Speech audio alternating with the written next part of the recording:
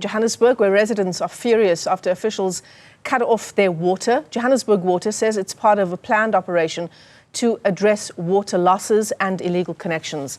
Let's take you live to Zola Shilwana, who is tracking that story. Zola, you've also moved from power to water matters this afternoon. What is the latest where you are?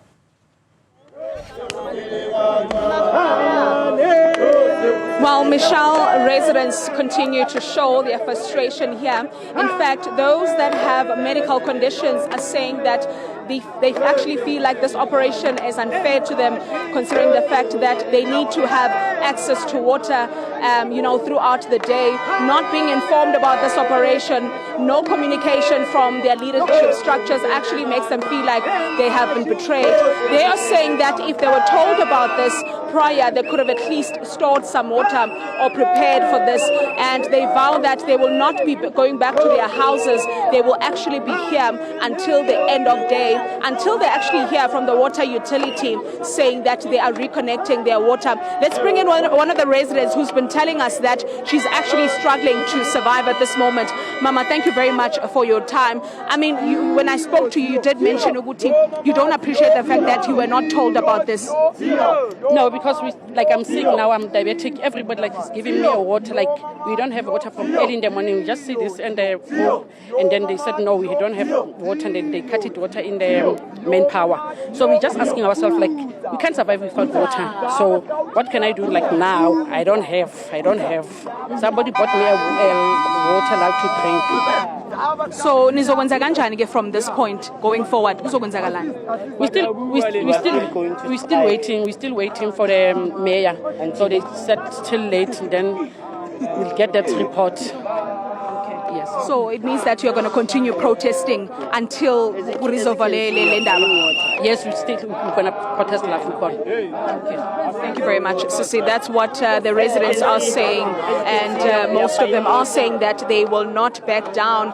They are now forced to buy water, which is something that they can't really afford at this point, understanding that most people in this particular area cannot afford to buy water, and they are unemployed. And this is how the situation looks like. I can also tell you that police are actually on the ground monitoring the situation. That's just to ensure that this does not turn into a violent protest, because you'd understand that due to frustration, residents are refusing to retaliate, because we saw police trying to chase them and telling them to go back to their houses. And you might have heard the lady that I spoke to say that that is not the solution at this point. They are waiting for their councillor to actually communicate with them and tell them the way forward, because they are not going back to houses that have dry taps at this point. Back to you in studio, Michelle. Zola, before we let you go, Johannesburg Water just yesterday having quite an extensive briefing with the Department of Water and Sanitation, talking about water losses in the city. Non-revenue water is about 48.3%, and part of that issue is the issue of illegal connections. Has Johannesburg Water said anything about its operations in Lenasia this afternoon?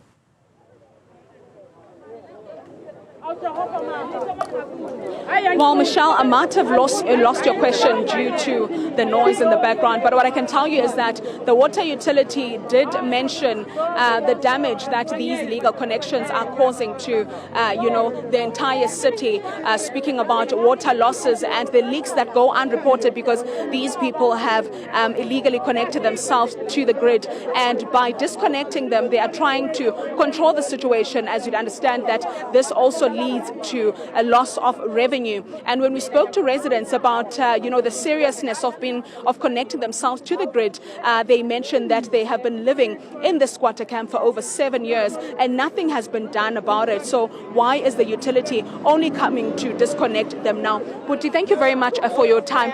Do you understand that the reason why Johannesburg Water decided to disconnect your water? Yes, I understand, because, when you look at here, we fought for this place. Since from the last time we were fighting with red ants, so we actually need that the government must help us so that we can actually live out, because we cannot stay without water, we cannot stay without food. Most of the people are not working, and we're actually trying to stand for our community so that we can find help and find more solutions, that we can actually see what people are doing, so that we can stop crime and all the vandalizing, so that we don't want loitering, but we actually need help from the community and from the councillor. It must not be useless according to the to the situation that we see here. So we actually need help, and so that you can see, and so that you can reach our destination. That's what I can say. Okay, so what you want is the government to actually, install water here so that you don't connect yourself illegally. Is that what you're saying? Yes, I'm saying that. I want that the government must help us so that you can install water, so that people must not vandalize and do wrong things. Yeah, that's what I want. But it doesn't look like you are backing down as residents. It looks like you were willing to spend the night here until water is reconnected. Yes, ma'am. We'll never give up till we get water. Because we have a lot of children. I have 4 children. How to gonna survive? How to gonna go at school when we don't have water? We need the water only. Because we don't have electricity around. We don't have our road, our street does not fix that. But when they need a vote, they come on us. When they need a vote, they come on us. But now they have cut water for us. For what? We need a water. We have children. Look, those children. How to gonna survive without water? Because even those trucks, those tanks, they are failed. They are not clean. We will seek. Yes, my wearing ANC. Thank you very much. The residents are saying that even the water tankers that are being sent by the municipality to provide them with water in an event where they don't have water, they don't have clean water. That's what they're actually saying, claiming that they really need water at this point, and they feel like the municipality has betrayed them. In fact, government as a whole, understanding that during elections they came here in numbers, campaigning, and now they don't recognize them as an informal settlement. And you might have heard most of them saying that they're not willing to back down until their water is reconnected, because this has disrupted their lives. Children were unable to go to school. Those that are supposed to report to work, some of them even said they had to use little, tubs to just, wipe the important areas because they were not told about this. So they do not store water where they would usually do that when there's a water outage that's announced prior to the operation. Michelle, back to you in studio. The impact on the vulnerable and the elderly.